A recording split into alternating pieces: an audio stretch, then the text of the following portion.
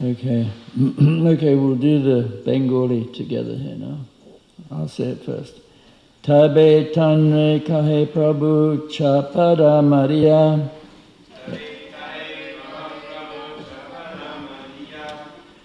Murkera vakya murka haila panditana.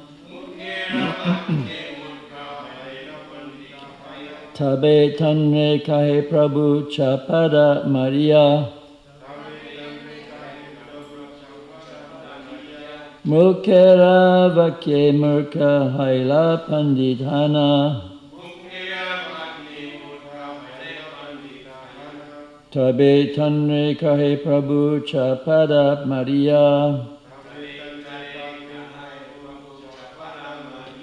Mukera vakye murka haila panditana.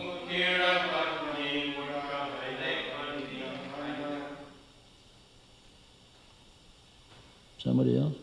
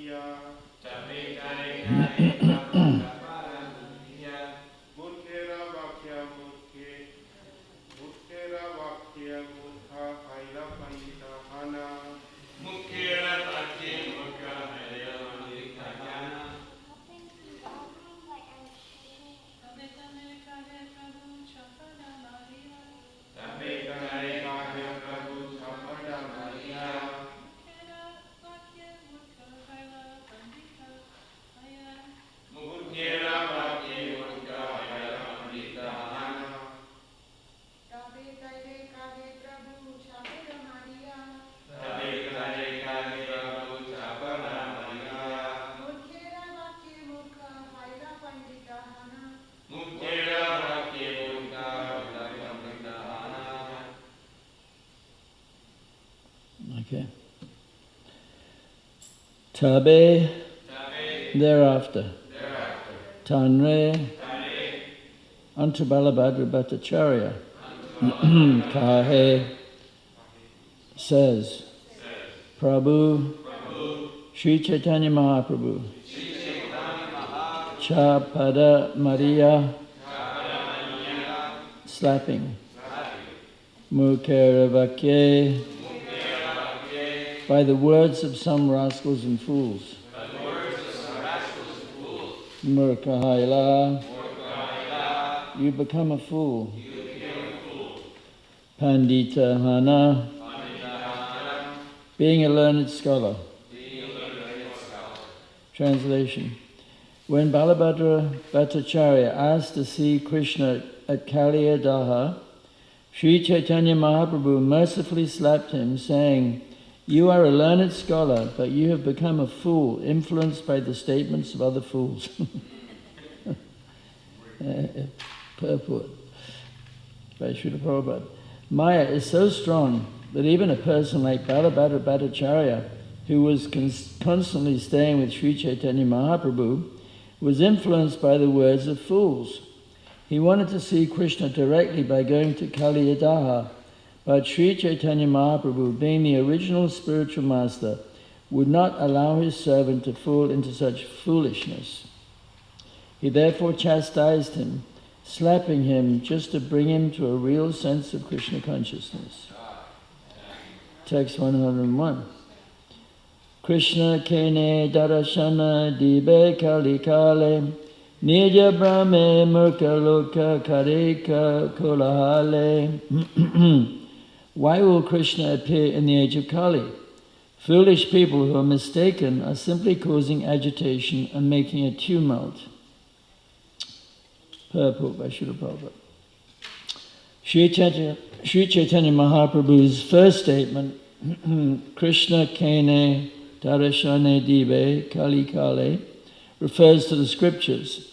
According to scripture, Krishna appears in Dwapara Yuga, but he never appears as himself in Kali Yuga. Rather, he appears in Kali Yuga in a covered form. as stated in Srimad Bhagavatam 11.532. Krishna Vanam Tusa Krishnam Sango Pangastapasharam. Krishna appears in the age of Kali in the garb of a devotee. Sri Chaitanya Mahaprabhu, who always associates with his internal soldiers, Sri Advaita Prabhu, Sri Nityananda Prabhu, Srivas Prabhu, and Gadadhara Pandit, although Balabhadracharya was personally serving Lord Krishna in his role as a devotee, Sri Chaitanya Mahaprabhu, he mistook Lord Krishna for an ordinary man, and an ordinary man for Lord Krishna because he did not follow the rules set down by Shastra and Guru. Text 102. No, that's it, I guess. Okay.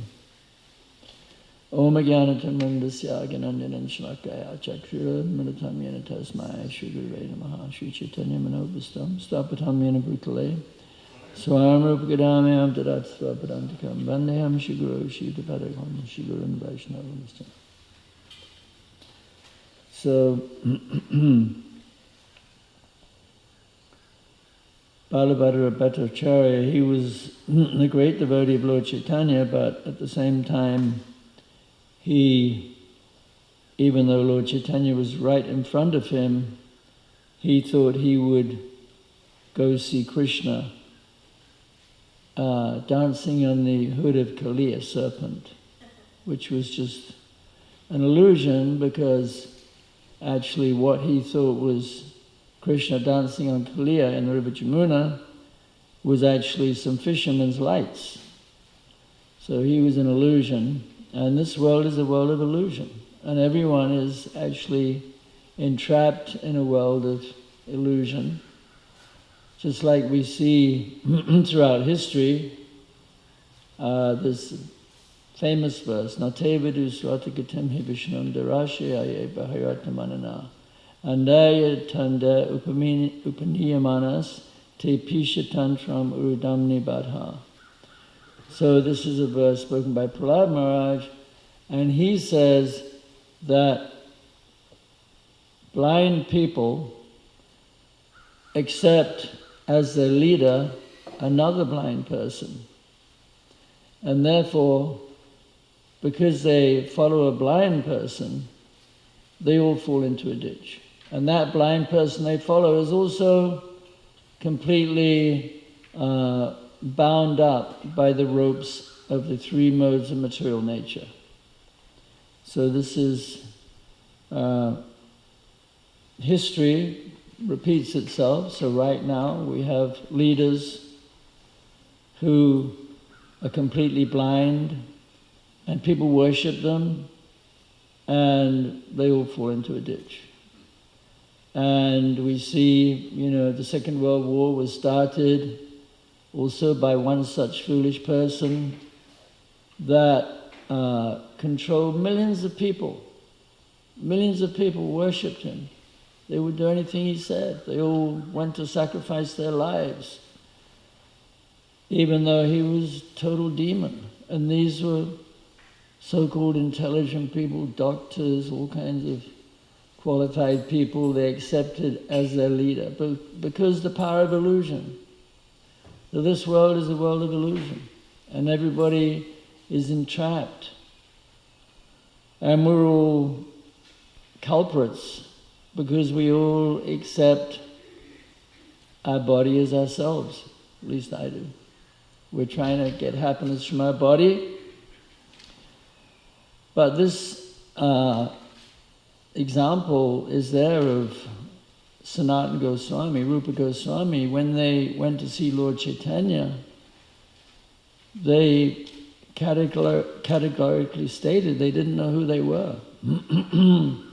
They fell before the Lord. Please, people consider me a learned man, but I do not even know who I am. So everyone in this world is in some kind of illusion. So Lord Chaitanya, not many people, well, even Lord Krishna, Prabhupada said that when Krishna was on the planet, only few people knew that he was God. Because Krishna has his Mahamaya potency and Yogamaya. So sometimes Krishna, in the material world, everyone is bewildered by Mahamaya. But even in the spiritual world, Krishna puts everybody into Yogamaya. So therefore we have this whole pastime of Damodar, where he agrees to be bound up by the love of Madhya Yashoda. So this is, just going to read a bit from this book here, Damodar Janani, book by Shiva Ramaswamy. He's researched a lot of Acharya's teachings on this topic. So it's very nice how Krishna, he puts himself into illusion just to experience the love of his devotees. He's the Supreme Lord, but he forgets who he is. So, as Madhya Yashoda held Krishna's wrist, detente, that means peace, momentarily reigned. Mother and son realized that a significant page had turned in the chapter of the morning's pastimes. He was caught. He was caught. How can Krishna be caught? He's the supreme controller.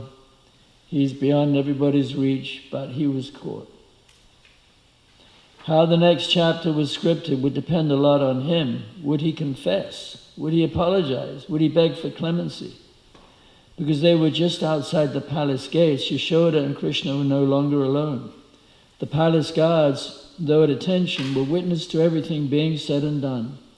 Since neither the birds nor the monkeys could see him from the palace, they all moved to trees nearby.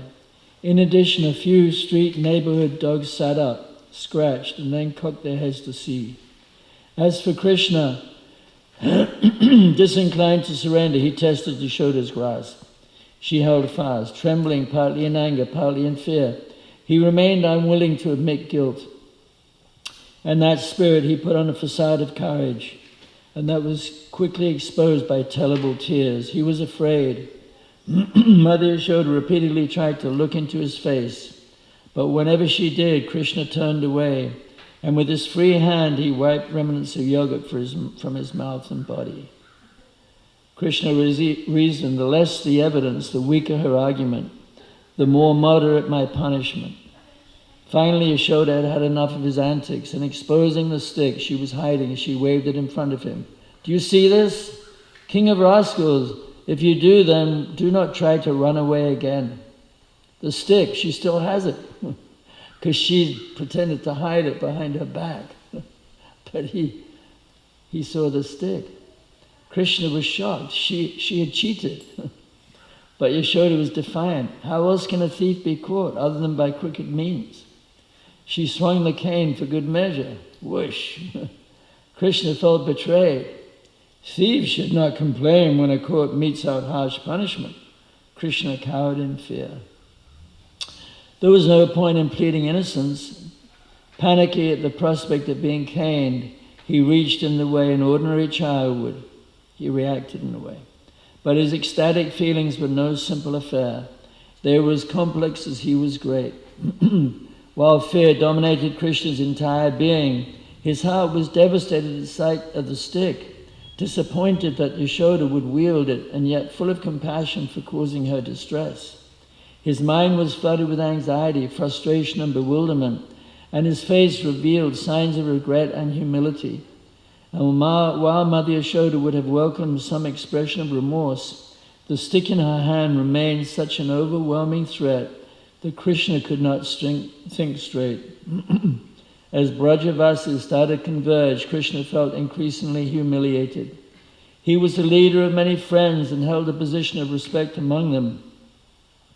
Were the boys to appear now, he would become the butt of jokes and dishonored as their figurehead. At the confluence of many thoughts and emotions, Krishna was overwhelmed. After all, he was just a young boy. And so he did what all little boys would do. He began to sob uncontrollably. Krishna shivered and perspired. His heart hammered and his breathing slowed. His dark complexion faded. Devastated, Krishna's lotus eyes swelled and reddened. His mouth dried and his throat constricted.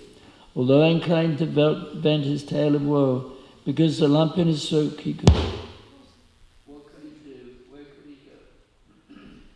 Anyway, so Krishna puts himself into illusion. So what can other living entities do? They're so controlled by Krishna. So in Lord Chaitanya's appearance, of course, he did not appear as Krishna. Krishna Vanam Tvisa Krishnam. He appeared not as Krishna, even though he was Krishna. And so some of his associates knew that he was Krishna. Even the Chandkazi knew that he was God. Because in the pastime of the Chandkazi, if you don't know the pastime, the Chandkazi, he had one of his attendants break a madanga because they were trying to stop the Sankirtan party. And so the story was that some Hindus, smarters, not real devotees, they were complaining about the noise that the Vaishnavas, the devotees, were making. They were chanting Hare Krishna and they were being overwhelmed with prem, sankirtan. And so these so-called Hindus or smarters, they objected to the noise. So they complained to the Kazi. And the Kazi broke the madanga. And so Lord Chaitanya, he got very upset because he wanted the Sankirtan party to spread all over the world. So Lord Chaitanya, he got upset, so he organized a big Harinam. And he got all of the people of Navadvip to participate. And they all got burning torches. It was at night time. And they went towards the residence of the Kazi. And so Lord Chaitanya was very angry, but he was dancing wildly, and everyone was in his mood of anger against the Kazi. So they approached the residence, like the palace of the Kazi, and the Muslim guards, they tried to stop them, but their weapons hit themselves. And their beards, because Muslims often have beards, their beards caught on fire. And they ran away, they were afraid. And the people in the Kirtan party, they didn't care, because they were following Lord Chaitanya, and Lord Chaitanya was completely fearless. Gauranga. And they destroyed the Kazi's garden. He had a beautiful garden. And they went there, and the Kazi was hiding. He was in a room. But Lord Chaitanya, he pacified him. He said, "Don't worry, I'm not going to hurt you." Lord Chaitanya is very kind. So they had a conversation, and in the conversation, the Kazi, first of all, Lord Chaitanya, he said, "What kind of religion are you following anyway? You know, your religion encourages the killing of animals, even cows. This is not religion. This is false religion." So the Kazi replied, he said, "But in the Vedas, there are directions to sacrifice animals. You can, Ashvamedha sacrifice, you can sacrifice a cow." So Lord Chaitanya counted him, and he said that actually only old animals would be sacrificed, and they would get a rejuvenated body. So the Kazi, he didn't really have much to say in reply, but he said, "You know, I had a dream the other night, and it was very frightening. When I was asleep, this ferocious a lion, half man, came to me in my dream. And he said, if you ever stop the Sankirtan party again, I will kill you.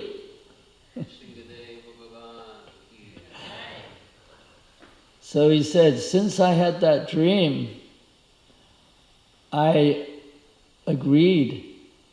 I was afraid I would never stop the Sankirtan party again. And then Lord Chaitanya, he said, then he said that I think that you, Gaura Hari, you are the Supreme Lord Narayan. You are Krishna. And Lord Chaitanya, he said, because you have uttered 3 names of God, Vishnu, not sure if it's Krishna or Narayan, but anyway, 3 names of God, he said, Hari. Therefore, you need not fear anything. And then the Qazi, he started to cry. He became overwhelmed. So, and then he said that you are the Supreme Lord. So he was one person who understood that Lord Chaitanya was God.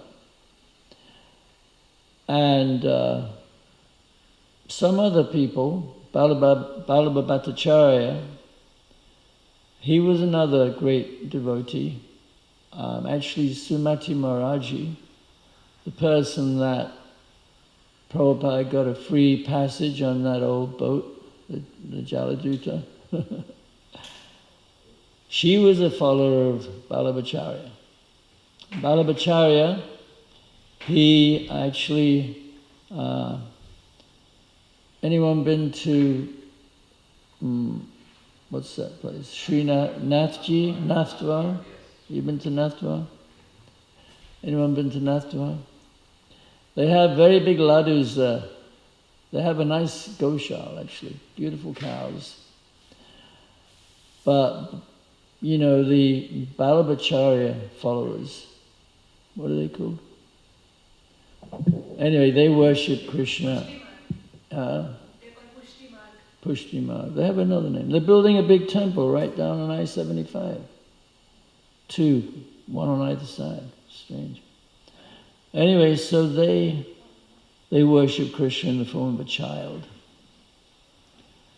But their deity was the deity that Madhavendra Puri found. But they say that actually Vallabhacharya found it. It's not true. They say it manifested itself to Vallabhacharya. So they accept Vallabhacharya as, you know, a fantastic personality, which he was in a way. I mean, Lord Chaitanya married his daughter. But at the same time, he wasn't as great as what he thought he was.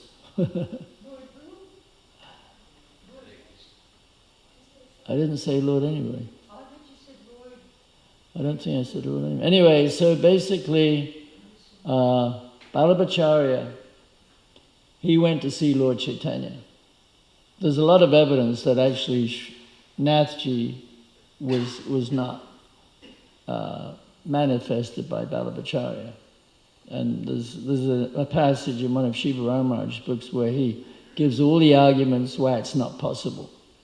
Aside from the fact that, you know, Lord Chaitanya glorified Madhavendra Puri because Madhavendra Puri found the Gopal deity, which was handed on to Vallabhacharya's son, Vittaleshvara, to take care of it, and they took it to Nathdwar and worshipped it there. Aside from all that, Vallabhacharya, he went to see Lord Chaitanya. And he was always trying to prove what a great scholar he was. He understood that Lord Chaitanya was God. But at the same time, he always had a lot of false prestige. And Lord Chaitanya wanted to purify him of the false prestige. So one time, Lord Chaitanya was chanting Hare Krishna. And Vallabhacharya, he asked him, you know, why are you chanting Hare Krishna? Seeing as we're all female, all living entities are female, it's not the duty of the wife to chant the name of the husband, because that's in Vedic culture, not very commonplace nowadays. But Lord Chaitanya, he replied, he said that actually it's the duty of the wife to follow the instruction of her husband. And so Krishna says, chant Hare Krishna. And that's why I chant Hare Krishna. So then Lord Chaitanya, he professed to be an ignorant person, or not an enlightened person. He said he glorified Ramananda Roy, he glorified Advaita Acharya, he glorified all his associates, Swarup Damodar, that they were the ones who had actually blessed him with his spiritual ecstasy, because he was trying to profess to not be an incarnation, because he's Chana Avatar, he's a covered incarnation. So therefore another name for Krishna is Triyuga. Triyuga means he appears in 3 ages. He doesn't appear in 4 ages, because in the 4th age, the Kali Yuga, he doesn't want to be known as God, because he's trying to act as a devotee. Therefore, Sarvabhauma Bhattacharya, he says, what does he say? He says, what's that verse? Vairagya Vidya Nija Bhakti Yoga Shikshatameka Purisham Purana Kripambure Yastvam Ahamprapad. No. Sri Krishna Chaitanya Shariradare Kripambure Yastvam Ahamprapadye. It's a very famous verse.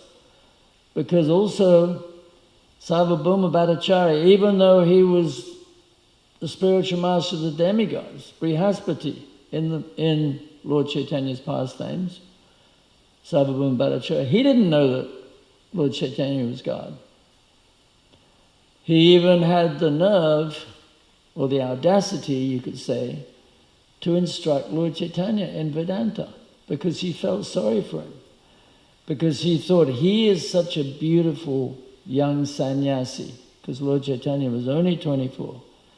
And he will definitely be preyed on, or the object of affection for beautiful young women. So I need to protect him. So I will have to enlighten him in Vedanta. So for 7 days, he explained Vedanta to him. And after 7 days, he asked Lord Chaitanya, well, what do you think of that? It's pretty good, eh? Lord Chaitanya said, sorry, I didn't understand a word of what you said. And then he explained it in a wonderful way. And he extrapolated from the Atmarama verse so many different meanings. Every word, he gave it 7 or 10 different meanings. And, Sarvabhauma, he was completely bewildered. And he realized that this is actually God. This is Krishna. So Krishna, he appears in Kali Yuga in a covered form. And Vallabhacharya, he was proud. And Lord Chaitanya wanted to purify him of his pride. So then he wanted to actually present his interpretation or his explanation of the Srimad Bhagavatam. He said, I've rejected the Swami's commentary on the Srimad Bhagavatam, because Sridhar Swami is the greatest commentator on the Srimad Bhagavatam, and his commentary is accepted as authoritative. But Vallabhacharya, he rejected. He said, I have my own commentary. Lord Chaitanya said, one who actually rejects the commentary of Sridhar Swami is like a prostitute, because he is like the husband or the master, and you've rejected him, so you're like a prostitute. So he completely admonished Vallabhacharya, and Vallabhacharya finally came to his senses. So he he worshipped Lord Chaitanya. He realized he was God. He knew that, but he tried to instruct him, so he didn't really understand that he was God properly. So Lord Chaitanya, so Krishna himself, he puts himself into illusion to taste the love. So there's a nice verse in the 11th canto, in the Uddhava Gita. Beautiful verse. There's a whole passage. I'm not sure which chapter it is, but it's beautiful. Natata me priyatama atmayonin na shankara na sankashan na shreya yata. Anyway, I can't remember. But it's a beautiful verse. Krishna says, my dear Uddhava, no one is dear to me as you are. Neither Lakshmi, the goddess of fortune, nor Sankashan, nobody, not even my own self, are as dear to me as you are. So Krishna is saying this to Uddhava, but we know that actually Radharani is a lot dearer to Krishna than Uddhava is. So Krishna, he's very soft-hearted, and he has so many wonderful relationships with all kinds of devotees. But he's telling Uddhava, no one is as dear to me as you are. But actually we know that Uddhava, he's praying to take birth as a blade of grass in Vrindavan, so that the gopis can trample on his grass form and he can get that benefit. So Krishna, Lord Brahma, he's another one who's completely put into illusion by Krishna, because Lord Brahma, actually the two Brahmas, I was reading about it the other day. One Brahma, he was in the mood of friendship, because when he was meditating on the lotus, when Krishna came to him, he shook his hands. So he's in the mood of friendship. But another Lord Brahma, he wrote the Brahma Samhita, and that is in the mood of conjugal love, actually. That's why it mentions many intimate things about Krishna. But there are many Brahmas, but those two are different. But when Vishnu called Brahma to come and see him, or Narayan called Brahma to come and see him, Brahma,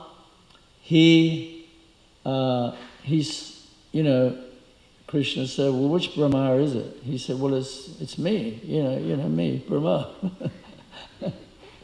So Krishna said, he said, well, tell him it's the four-headed Brahma. So when he went in to see Narayan, he saw there were many Brahmas. And some of them had 10 heads, some of them had 100 heads, some had 1,000 heads. All these different Brahmas couldn't see each other, though. They could only see themselves. And then, so Brahma, he felt like a rabbit among many elephants. A rabbit among elephants. So he said, there are people who say, I know everything about Krishna. Let them think in that way. As far as I'm concerned, I do not wish to speak about this matter. I'm just a fool. Oh my Lord, let me say this much. As far as your opulences are concerned, they're beyond the reach of my mind, body, and words. So Krishna said, your particular universe has a diameter of 4 billion miles. Therefore, it is the smallest of all universes. And then in the purport, it's interesting because Krishna, Srila Prabhupada, he says that Srila Bhaktisiddhanta, as the greatest astrologer of his time, Bhaktisiddhanta, because he gave it up when he was young. But he was like a teenager when he was the greatest astrologer. This is Srila Prabhupada's guru. Such a ray of Vishnu descended to the material world.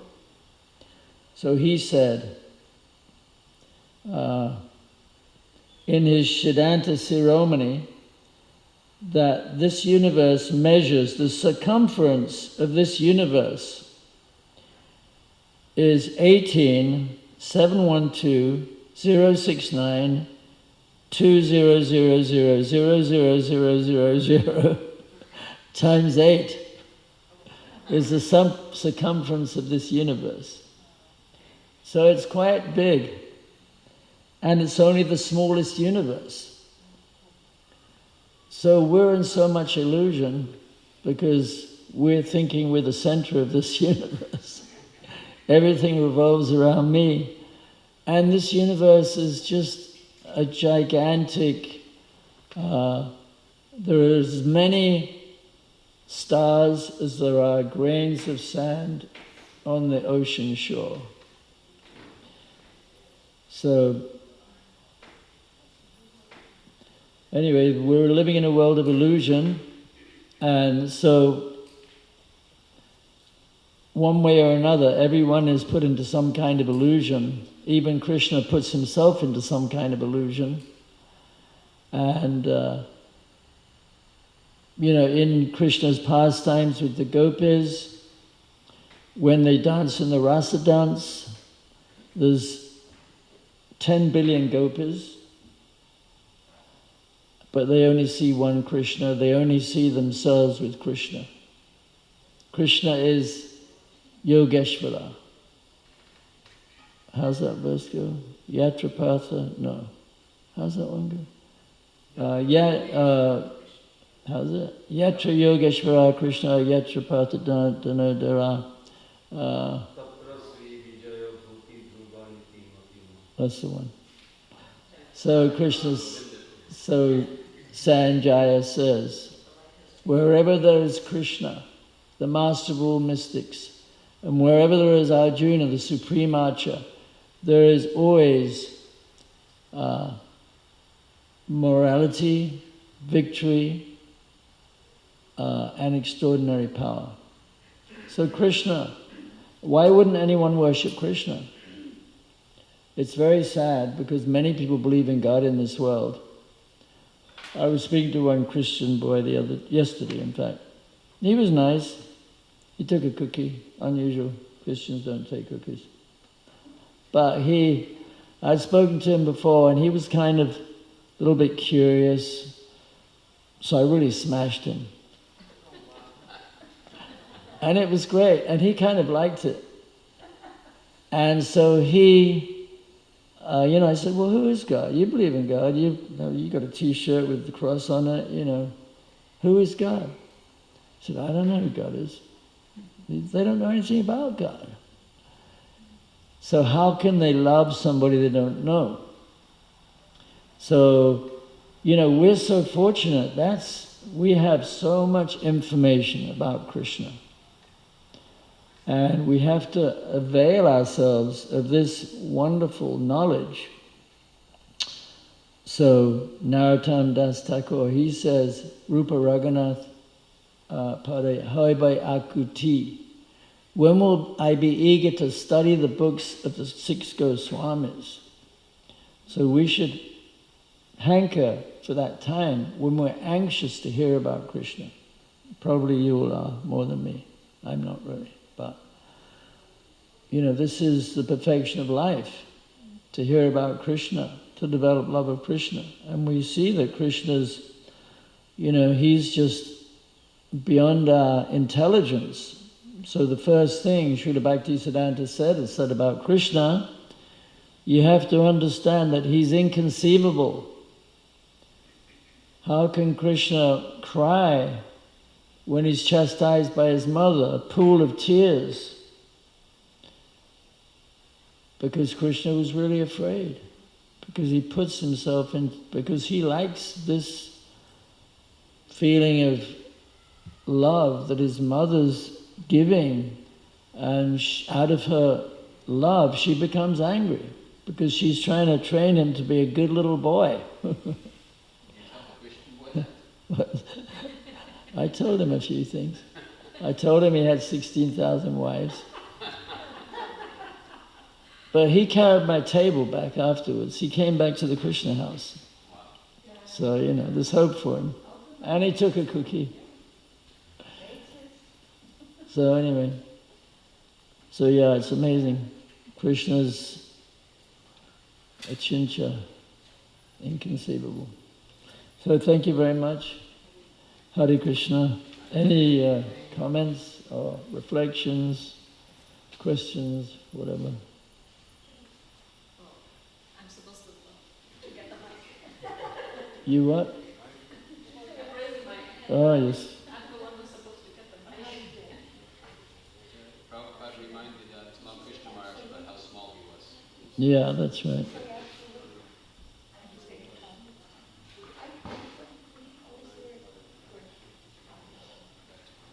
I don't think there's any questions. Hi. Okay. I have a comment. Okay. I was just thinking about Adikarta Prabhu, one Rath Yatra, Jackson Rath Yatra, and I was behind a book table and Adikarta Prabhu was going around and... Me? Yes. Which other? You are the Adikarta Prabhu. No, it wasn't me. There's another Adikarta. I'm talking to the one who is sitting on the Vyasasan right now. And he was preaching and going around and, because everybody knows he makes amazing devotees. So I thought, I went and asked him, can I just follow you and see what you say? Because my normally tendency is to, be nice and say a little bit of this, a little bit of that, and just be very careful. And so I went behind Adikarta Prabhu and him talking and approaching these young people. And I was just shocked. I was shocked. He was just like saying it straight. But the amazing part is, and it's just because of purity, if I said the same thing, it wouldn't happen. But like you said, the Christian boy came back after he smashed him. So, doesn't always work like that. But thank you very much. You know what Prabhupada said? He said the most aggressive preacher is the best preacher. Well, you definitely do so. And yeah, he was telling them straight to their face. Yeah. People don't mind. You have to, I'm not an expert myself, obviously, but from my experience, if you meet somebody who's a little bit sincere and you tell them the truth, they like it. But you can't do it to everybody. Yeah, but you can see, the person can see is that you're coming from a good space, and you're not trying to attack them or put them down, but you really care for them. Yeah. Okay. Anybody have any questions, comment?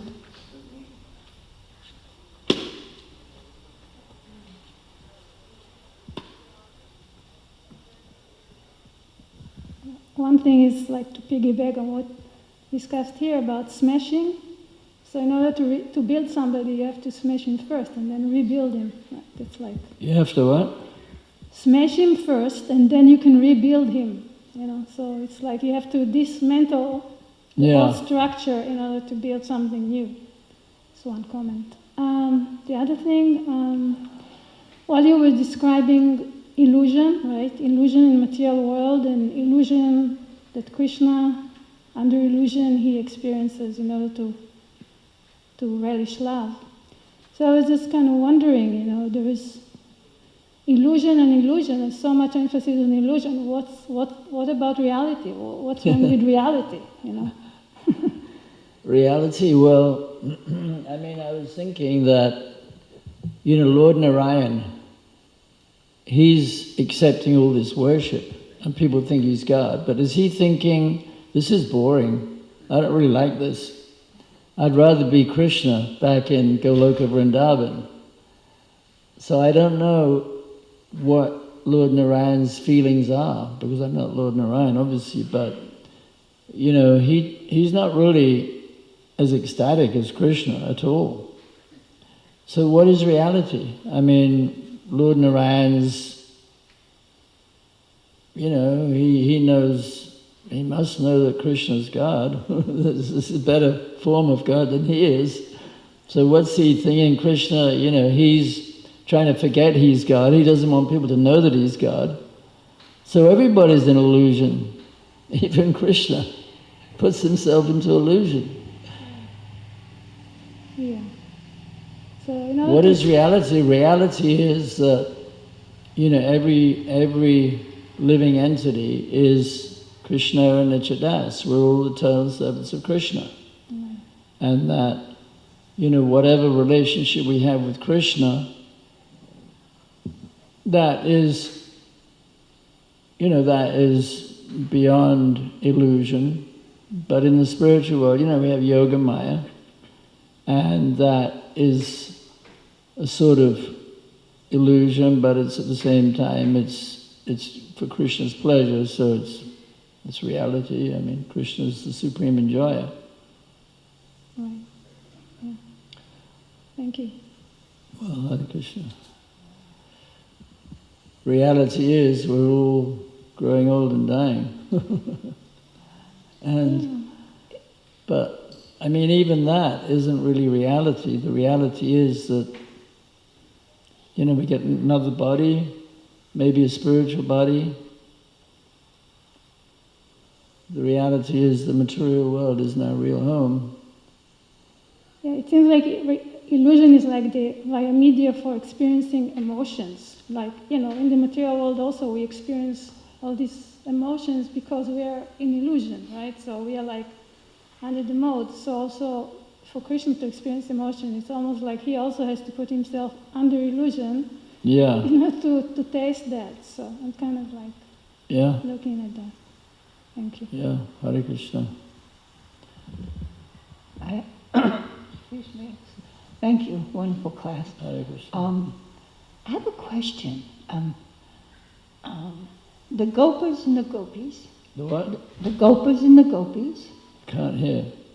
The gopis and the gopas. The gopas and the gopas, are actually with Krishna in the spiritual world. Uh-huh. And Prabhupada made comments, like some of you actually came down to help me in my mission. Prabhupada came down. No, Prabhupada said, many of you have come down to help me in my mission. Uh-huh. Right? Who's come down? I'm sorry, it's a bit... I can hear. I don't want to let you take It's not that I'm going deaf, it's just somewhere or other. Okay. Didn't Prabhupada say, I thought I heard it and read it many times, Prabhupada said he believed some devotees could... Oh yeah, he said down. some of Bhaktisiddhanta's disciples. He didn't say they'd come down from the spiritual world. He said that some of Srila Bhaktisiddhanta's sannyasi disciples had taken birth in his movement. He didn't say they'd come from the spiritual world. He never said that. Okay. All right. Okay. That's not what I read or heard. But Prabhupada said that he came. Prabhupada said that Krishna asked him to come to the material world. All right. But he didn't want to come. Thank you. All right. Hare Krishna. Srila Prabhupada ki jai.